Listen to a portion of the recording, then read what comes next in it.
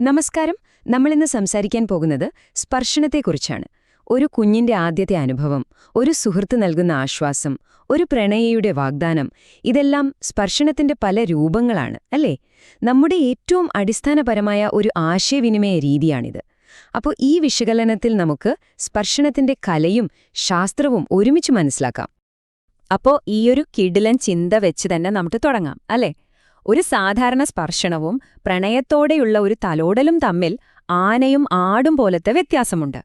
നിങ്ങളുടെ വിരൽത്തുമ്പുകൾ പങ്കാളിയുടെ വിരലുകളുമായി ചേരുമ്പോൾ പോലും അതിൽ ഒരുപാട് കാര്യങ്ങൾ ഒഴിഞ്ഞിരിപ്പുണ്ടാകാം.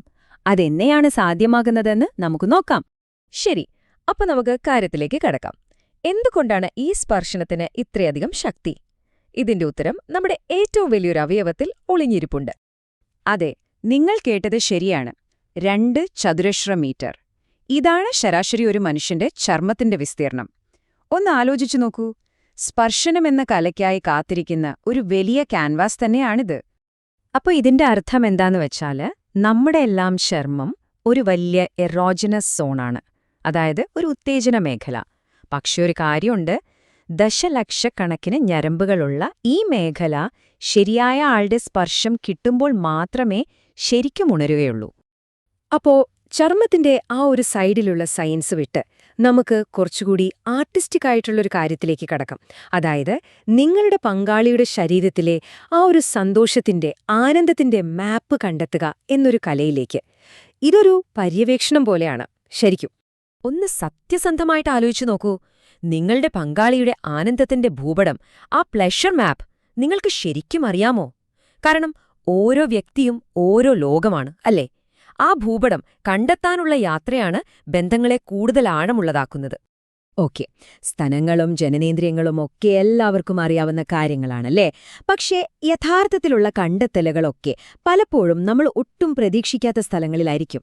ഉദാഹരണത്തിന്, നട്ടെല്ലിലൂടെ പതുക്കെയുള്ളൊരു തലോടൽ, അല്ലെങ്കിൽ കാൽമുട്ടിന് പുറകിലുള്ള ഒരു സോഫ്റ്റ് ടച്ച്, എന്തിന് കാൽ വിരലുകളിലെ ഒരു കിസ് പോലും.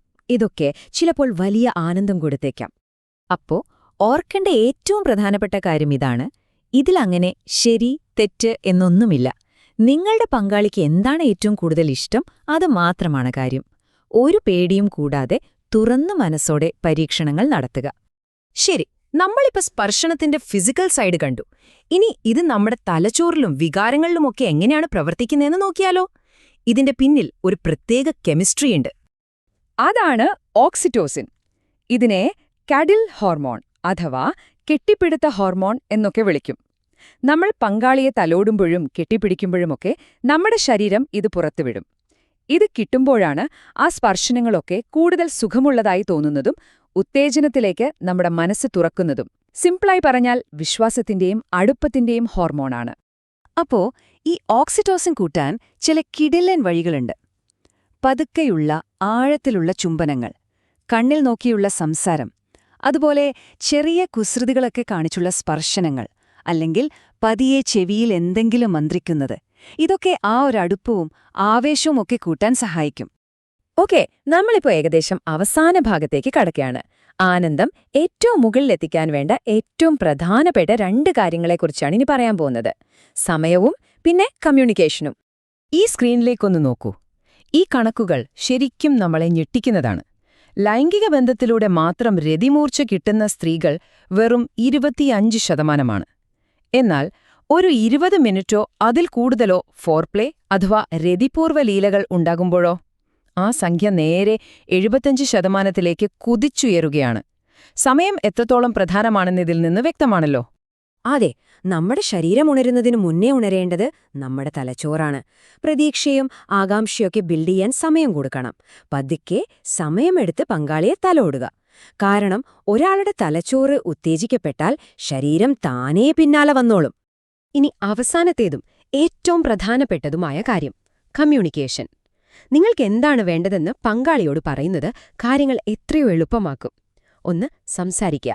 എനിക്കിതിഷ്ടപ്പെട്ടു എന്ന് തുറന്നു പറയുക. 2. ശബ്ദങ്ങൾ ഉപയോഗിക്കുക.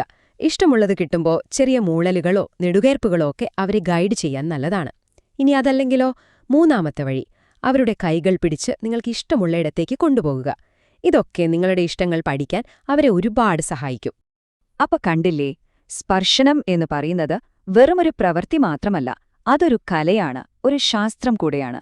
അത് പര്യവേഷണം ചെയ്യാനും പഠിക്കാനും ഒരുമിച്ച് ആസ്വദിക്കാനുമുള്ള ഒന്നാണ്. അപ്പോൾ ഈ അറിവുകളൊക്കെ വെച്ച് നിങ്ങളുടെ പങ്കാളിയുമൊത്ത് സ്പർശനത്തിന്റെ ആഴങ്ങളിലേക്ക് ഇറങ്ങിച്ചെല്ലുമ്പോൾ നിങ്ങൾ ഒരുമിച്ച് എന്തൊക്കെ പുതിയ ലോകങ്ങളാണ് കണ്ടെത്താൻ പോകുന്നത്?